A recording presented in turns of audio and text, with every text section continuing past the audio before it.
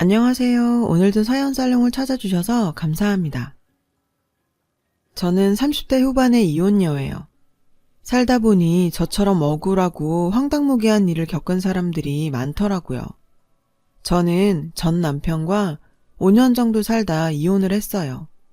이유야 많았지만 사실상 시댁 식구들 때문이었죠. 지금도 그 집 식구들을 생각하면 부하가 치밀 정도라니까요. 사실 저는 처음부터 결혼할 생각이 없었어요. 원래부터 결혼에 대한 환상도 없는 성격이거니와 제 가정사 때문에 더욱 그랬죠. 저는 어렸을 때 아버지를 일찍 여의었어요. 아버지는 오랫동안 아프셔서 병원 생활을 하셨고, 어머니는 아버지 병수발 때문에 집 팔고 세간 팔고 오랜 시간 고생하며 사셨어요. 아버지가 돌아가시고 나서도 집안에 빚이 많이 남아 어머니가 오랜 시간 여러 가지 일들을 동시에 하셨어야 했어요. 청소일이나 식당 설거지, 가끔은 파출부 일도 하셨고요. 일가 친척들도 저희 집을 도와주지 않았어요. 그래서 저희 모녀는 서로 의지하며 열심히 살아왔죠. 다행히 제가 일찍 철이 들어 학교 다닐 때 공부를 악착같이 했어요. 학교에서 기초수급자나 한부모 가정에 지원해주는 프로그램들을 부끄러워하지 않고 기꺼이 참가했어요. 지원도 여기저기 신청해서 받을 수 있는 건 다 받았고요. 이런 저를 기특하게 생각해 주신 고마우신 학교 선생님들 덕에 저는 나쁜 길로 빠지지 않고 서울의 괜찮은 대학교에 장학금까지 받고 갈 수 있었어요. 저는 대학교에 입학하기도 전부터 과외 알바를 닥치는 대로 시작했어요. 저축도 시작했고 어머니의 생활비도 보태드렸죠. 그리고 첫 월급 받은 것도 어머니께 모두 드렸고요. 네가 고생해서 번 돈을 왜 엄마한테 줘? 사고 싶은 거 많을 텐데. 엄마, 내가 가장 하고 싶은 게 엄마한테 돈으로 효도하는 거였어. 그날 저희 모녀는 끌어안고 참 많이 울었어요. 대학을 졸업하고는 본격적으로 영어 입시 강사를 시작했어요. 강사가 제 적성에 잘 맞았거든요. 돈 버는 재미도 좋았고요. 제 벌이가 좀 나아지자 엄마는 몸이 안 좋아지셔서 일을 관두셨어요. 오랫동안 허드렛 일을 하시다 관절 이곳저곳이 많이 망가지셨거든요. 재활치료를 받으셔야 했죠. 몇 달 쉬시던 엄마는 어느 날 갑자기 공부를 하고 싶다시는 거예요. 간호조무사를 해보고 싶다고 하셔서 제가 학원비를 전액 지원해드렸죠. 현재는 작은 병원에서 간호조무사로 일하고 계시고요. 생활이 나아지니 엄마는 제 결혼 이야기를 꺼내기 시작하셨어요. 엄마도 가슴 한켠에 제가 집안 형편 때문에 결혼을 안 하는 거라고 걱정하셨었나 봐요. 엄마 돌아가시면 혼자 남을 제 걱정이 제일 크다고 하시더군요. 그런데 구색 맞춘다고 결혼하는 거 다 옛날 일이잖아요. 엄마는 좋은 사람 만나서 결혼하고 손주 안겨주는 게 효도라고 했지만 제 마음은 그렇지 않았어요. 결혼하면 남편 일, 시댁 일, 아이 일에 치여서 엄마한테 소홀해질 게 분명하잖아요. 가뜩이나 혼자이신데 하나 있는 딸인 저라도 모시고 살아야죠. 엄마랑 사는 게 힘든 일도 아니고요. 게다가 결혼하면 힘들게 쌓은 제 커리어도 무너질 게 뻔했어요. 제가 일하고 있는 학원이 대형이기도 하고 몇 년 더 버티면 인터넷 강의로도 빠질 수 있었거든요. 그래도 저 실력 있는 입시 강사로 소문날 무렵에는 월 1,000은 기본으로 찍었어요. 수능 막바지에는 2배, 3배는 훌쩍 넘게 벌었고요. 수액도 맞고 하루 4시간 이상 못 잤지만 몸이 고단한 만큼 보람이 더 컸어요. 그리고 저에게 쓰는 씀씀이도 후해졌죠. 어렸을 때 하고 싶어도 돈 때문에 포기한 게 많았거든요. 가끔 친구들과 만나면 강남에 좋은 와인바에 갔어요. 지금 생각해보면 왜 하필 거기 갔는지 시간을 되돌리고 싶을 지경이네요. 그날은 제 친구 중 한 명의 생일이었어요. 신나게 떠들면서 노는데 어떤 남자가 저희 테이블에 오더라고요. 합석해도 되겠냐고. 당연히 저희는 매몰차게 거절했죠. 그런데 돌아갈 거라 생각했던 그 남자가 이번에는 정중히 사과를 하더라고요. 그쪽이 너무 마음에 들어서 제가 그냥 가면 평생 후회할 것 같아요. 얘기라도 나눌 수 없을까요? 그 남자가 마음에 들어한 건 저였어요. 전 좀 떨떠름했죠. 하지만 그날 분위기도 너무 좋았고 친구들도 한번 얘기라도 해보라고 극성이었어요. 결국 저는 그 남자에게 번호를 줬고 연인으로 발전하게 되었습니다. 자기 자랑은 아니지만 솔직히 저 어디 가서 빠지는 외모는 아니거든요. 실제로 학창시절에도 인기 많았고요. 지금도 어디 가면 항상 예쁘단 소리 듣는 편이에요. 그에 비해 제 남편은 솔직히 제 스타일 아니었어요. 남편은 좀 평범하고 촌스러운 스타일이거든요. 끌고 다니는 외제차나 입고 다니는 옷 보면 돈은 아주 많아 보였지만 전 솔직히 그냥 세련되고 몸 좋은 남자 좋아해요. 그런데 알고 보니 남편은 제가 다니는 대형 학원의 건물주에다 작은 사업체도 운영하는 사장이었어요. 학원 건물 말고도 서울 시내에 건물이 몇 개 더 있다고 하고요. 남편의 조건도 꽤나 괜찮았고 성격도 저와 잘 맞았어요. 그런데 남편과 제가 1년 남짓 연애를 했을 때였죠. 어느 날 남편이 결혼 얘기를 꺼내더군요. 아영아, 내 나이도 있는데 슬슬 결혼 생각해야 하지 않을까? 내가 연애 시작할 때부터 말했잖아. 오빠는 내 상황 잘 알면서. 솔직히 저도 고민 많이 했어요. 30대에 괜찮은 신랑감 찾기 힘들잖아요. 여태 결혼 안 한 제 친구들만 봐도 맨날 선보러 다니는데 눈에 차는 사람 없다더라고요. 키가 작거나 대머리거나 둘 중 하나만 해도 괜찮은 신랑감이라나 뭐라나. 혀를 내둘렀죠. 외모가 좀 괜찮다 싶으면 직업이 별로거나 이혼남이라 하더라고요. 겉도 아니면 성격이 아주 이상했죠. 제가 프로포즈를 거절하자 남편은 자기 집 얘기를 했어요. 남편의 말에 따르면 그의 집안은 부동산 갑부였대요. 제가 아는 건물 말고도 서울 시내에 큰 건물이 대여섯 채 정도 되고 월세만 해도 자식의 자식까지 일 안 하고 먹고 살 정도였죠. 남편은 저는 물론이고 저희 엄마까지 평생 금전적으로 풍족하게 살게 해주겠다며 저를 끈덕지게 설득했어요. 저에게 물질적으로 심적으로 구애도 열렬히 했고요. 솔직히 그렇게까지 저에게 물질적으로 잘해주는 남자는 처음 만나봤어요.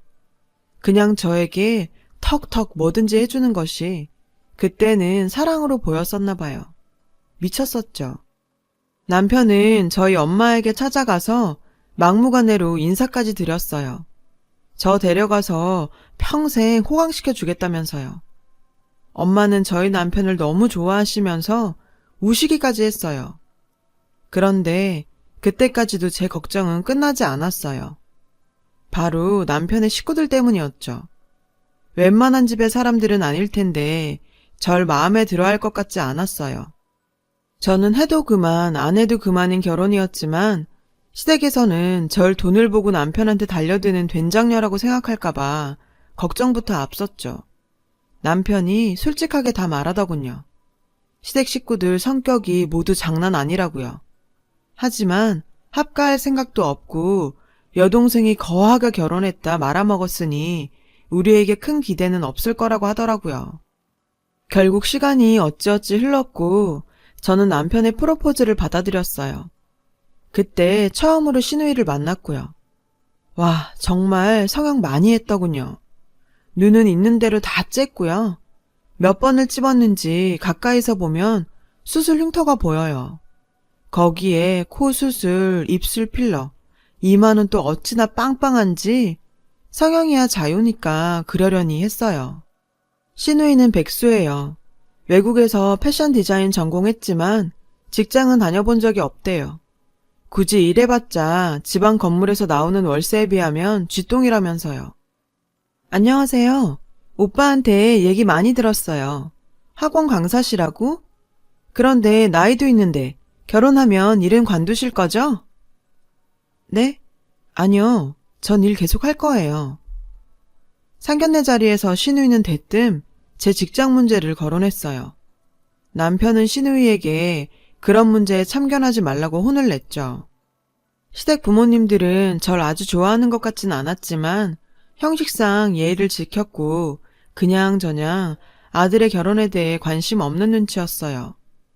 그렇게 전 결국 결혼을 하게 되었습니다. 남편이 살던 아파트에서 신혼살림을 시작하게 되었어요. 그리고 행복하게 살기만 하면 되는 줄 알았어요. 그런데 그날부터 시누이와 저의 갈등이 시작되었어요. 시누이는 하루가 멀다 하고 저희 집에 찾아오는 거예요. 그리고는 별별 트집을 다 잡아 저를 괴롭혔죠. 청소가 제대로 안 돼 있다. 왜 아직 애를 안 만드냐? 몸에 문제가 있는 건 아니냐? 어머니 생신상은 어떻게 차릴 거냐? 심지어는 제가 10년째 키우는 강아지에게도 참견했어요. 집안에 이렇게 누린내라는 개새끼가 있어서 임신이 안 되는 거다. 걔랑 사람이랑 같은 줄 아냐. 이 정도 키웠으면 시설에 보내라. 시누이는 정말 사회성이 부족했어요. 아니면 절 괴롭히기로 작정한 것 같았죠. 할 일이 없는 건지. 남편이 뭐라 하면 저랑 친해지고 싶다고 얼굴을 싹 바꾸는 거예요. 시누이가 괜찮은 사람이라면 대화라도 해봤겠죠. 그런데 시누이는 정말 하자가 많았어요. 만나는 남자친구도 이상한 인터넷 BJ였고요. 정상적으로 만나는 관계도 아니었고 시누이가 전폭적으로 스폰해준다고 하더라고요. 그 남자애랑 호텔에서 거의 살림을 차린 것 같았어요. 시누이는 이혼 전부터 남자 BJ 여러 명한테 스폰 제시를 하고 다니다가 남편한테 꼬리를 잡혀서 이혼당한 거라고 하네요. 그런데 시누이는 부끄러운지도 모르고 BJ와 뽀뽀하는 걸 자기 카톡 프사로 해놓더라고요. 그러면 사람들이 자길 부러워할 줄 아나 봐요. 게다가 시누이는 저와 시부모님 사이까지 이간질을 했어요. 제가 학원 일을 계속하려고 일부러 피임을 한다고요. 전 해명을 하려 했지만 싸움을 그냥 포기하고 남편에게 이혼을 선언했어요.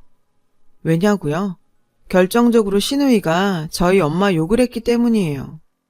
새언니, 남자 잘 만나 한미천 잡고 싶은 심정 모르는 거 아닌데 그래도 이건 아니지 않나?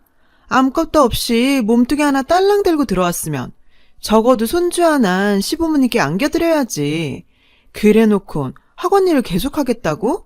제 할도리는 안 하고 언제까지 자기 욕심만 채울 셈이야? 하긴 팥줄바는 천한 애미 밑에서 뭘 보고 배웠겠어? 이래서 집안에 사람들일 땐 그 부모 자리를 봐야 한다니까?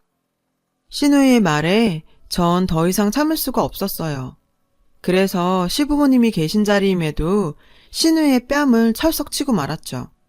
물론 제가 잘했다는 건 아니지만 그래도 지금껏 열심히 살아온 우리 엄마를 적어도 저런 여자한테 욕보이고 싶진 않았어요. 시부모님도 그런 마음을 조금은 알아주실 거라고 생각했고요. 그런데 너 지금 어른들 앞에서 뭐 하는 짓이니? 니네 친정에선 시부모님 앞에서 이러라고 가르치디? 시어머니는 시누이의 막말은 전혀 문제 삼지 않은 채 제 행동만 탓하시더군요. 초록은 동색이라고 자신의 딸이 막대 먹은 언행을 말리기는커녕 그게 왜 틀린 말이냐고 우기시면서요. 그제야 알았어요. 이 집 사람들과 전 어울려 살 수 없다는 걸요.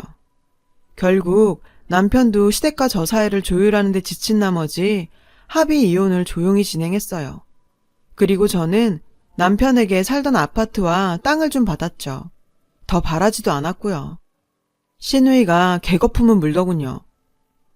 애도 안 낳고 도망간 여자한테 왜 오빠가 아파트씩이나 해주는 건데? 분통 터져 죽겠네. 남편과 이혼 후 저는 제 생활로 돌아왔어요. 전보다 더 열심히 일했고 앞으로 다시 남자를 만나지 않겠다 맹세까지 했어요. 그런데 그 맹세는 오래가지 못했어요. 저에게 끈질기게 구애한 한 남자 때문에요. 남자는 저희 학원 근처에서 카페를 하는 젊은 사장님이었어요. 저보다 10살이나 어렸고요. 제가 카페에 들렀을 때 마음에 든다고 샌드위치며 쿠키며 만들어서 학원에 자주 보냈죠. 제 동료 강사들 목까지도요. 절대 밥 굶지 말라고 정성스레 손편지까지 써서요. 이렇게 정성 들여 저를 대하는 남자는 처음 봤어요. 인상도 서글서글하니 너무 좋았고 평소에도 친절하다고 생각했거든요. 결국 전 이혼한 지 1년이 넘었을 무렵 어린 카페 사장과 연애를 하게 되었어요. 첫 만남에 전 제 사정을 전부 얘기했어요. 이혼이며 이혼 사유며 가정 환경까지. 전 아영 씨가 과거에 어떤 일을 겪었든 아무 상관없어요. 현재가 중요한 거잖아요. 제가 그 남자만큼 돈은 많지 않지만 아영 씨 마음 행복하게 해줄 자신은 있어요. 그렇게 진짜 저의 행복한 인생이 시작되는 듯 했습니다. 남자친구는 원래 모델 일을 했었대요. 그런데 노후가 걱정돼서 적금이랑 대출을 받아서 학원가에 카페를 차린 거였죠. 아침 7시부터 밤 10시까지 아르바이트생이 있어도 자리를 비우지 않는 성실한 사장님이었어요. 전 남자친구의 가게에 자주 놀러 갔죠. 생각해보면 그때 우리는 정말 행복했어요. 그런데 정말 우연히도 남자친구의 가방 안을 보게 되었어요. 핸드폰 진동이 계속 울렸는데 남자친구는 화장실에 갔고 주위엔 사람들이 없었거든요. 결국 전 남자친구의 가방을 열어보게 되었죠.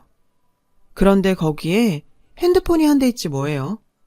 절대 남자친구의 핸드폰은 아니었어요.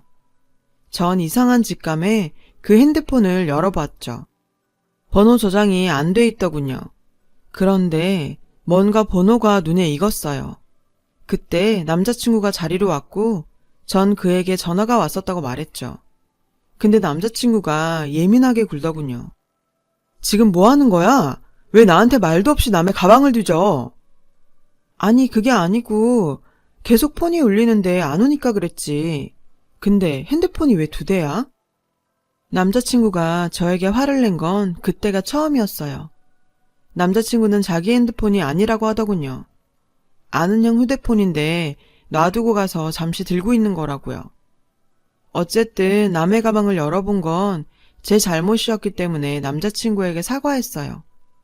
그런데 남자친구의 반응도 수상하고 느낌도 안 좋았어요. 흔히 말하는 촉이란 거 있잖아요. 그 번호가 너무 익숙했거든요. 하지만 전 남자친구에게 더 캐묻지 않았어요. 저희가 결혼할 사이도 아니고 저도 이혼까지 한 마당에 누군가의 사생활에 깊이 개입하고 싶진 않았거든요. 그런데 갑자기 불현듯 그 번호가 머릿속에 떠오르더라고요.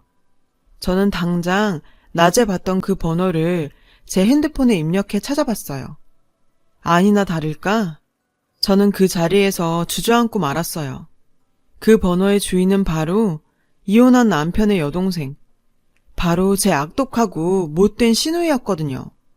순간 모든 것이 의심스러웠어요.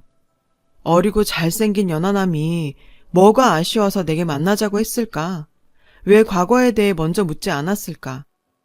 다음날 남자친구의 카페가 오픈하는 아침 7시에 찾아갔어요. 그리고 그곳에서 남자친구와 이야기를 하고 있는 시누이를 발견했죠. 전 너무 놀라 뒷걸음질 쳤고 그 자리에서 도망을 쳤어요.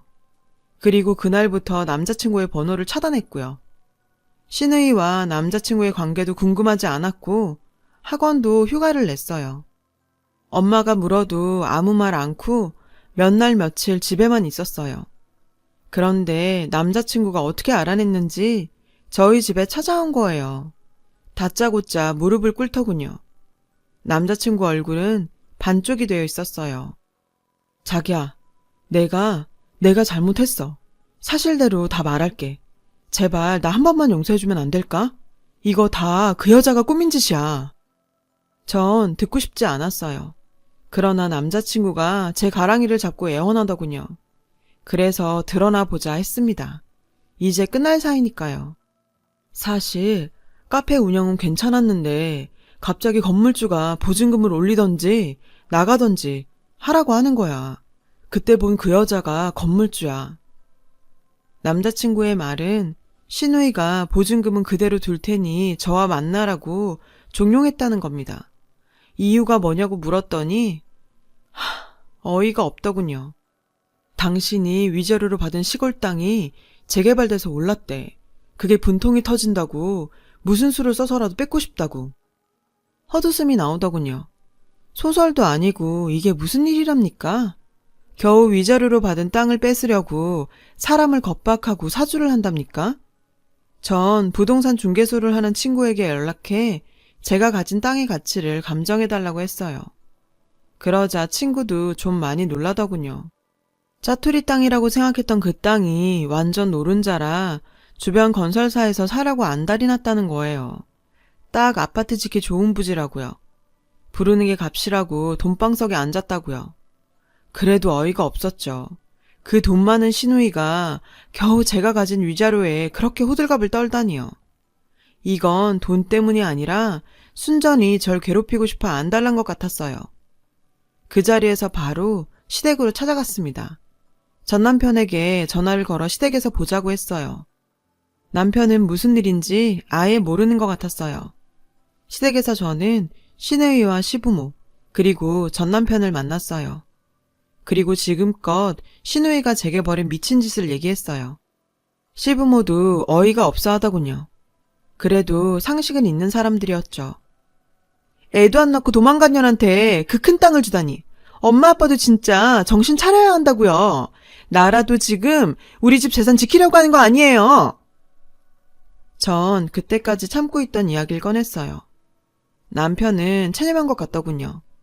남편도 이미 알고 있는 얘기거든요. 그건 바로 남편의 불임사실이었어요. 아가씨, 말이나 똑바로 하죠. 저한테 문제가 있어서 애 안 생긴 거 아니에요. 당신 오빠 몸에 문제가 있을 거란 생각은 안 해봐요? 시부모도 당황했죠. 사실 전 결혼하자마자 임신을 위해 남편과 산부인과에 찾아갔었거든요. 그리고 남편의 정자에 문제가 있단 걸 알게 됐고요. 그는 씨 없는 수박이었어요. 하지만 남편은 시모가 충격받을지도 모른다며 숨겨달라 애원했었죠. 그리고 전 그 사실을 숨기고 속상한 결혼 생활을 해야 했고요. 시모가 뒤로 넘어가더라고요. 시누이가 저한테 사기꾼이라며 제 머리채를 잡으려고 달려들었어요. 그때 짝 하는 소리가 들렸죠. 눈을 떠보니 남편이 시누이 뺨을 때렸더군요. 그만 좀 해. 내가 이혼한 것도 다 너 때문이란 걸 왜 몰라.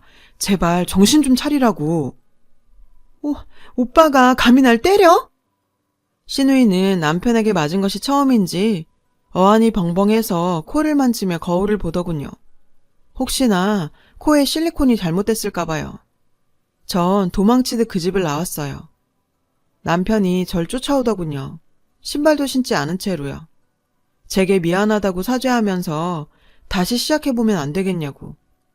남편도 좀 불쌍했어요. 하지만 뒤도 돌아보지 않고 택시를 탔습니다. 그리고 한참 동안 전 남편에게 재결합 권유를 받았어요. 전 일절 거절했죠. 심신이 너무 지쳐 도저히 아무런 생각을 못 하겠더라고요. 그때 남자친구가 집으로 찾아왔어요.